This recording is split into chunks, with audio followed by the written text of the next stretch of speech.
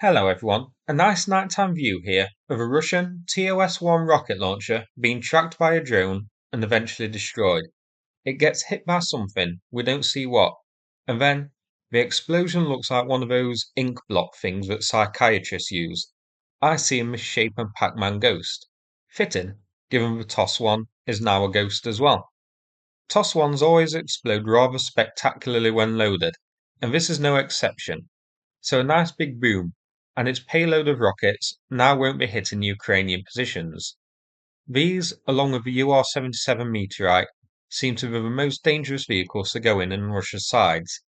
Typically, when fully loaded, one of these goes straight up with nothing remaining. The coordinates of this one were given by the uploader, so the TOS-1 was in these trees here when it was hit, near the east to west road.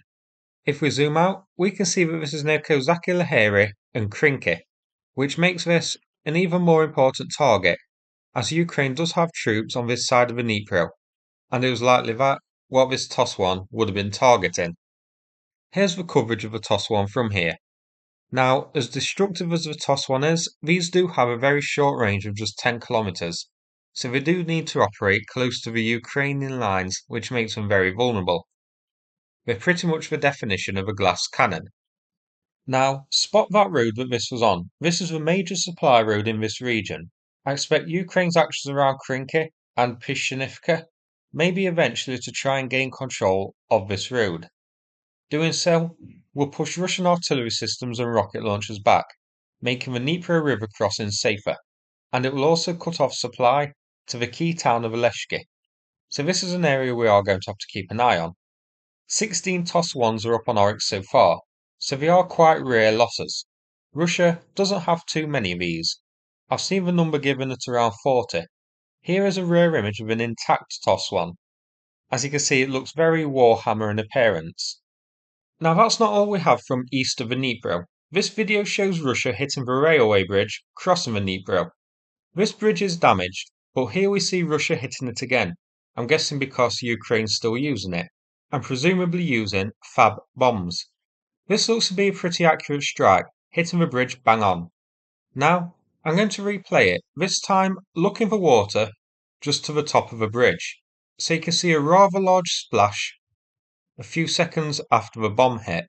Now, that could be a giant bullfrog who stubbed his toe and fell in the water, but I think it might be the second follow-up bomb which missed, quite widely.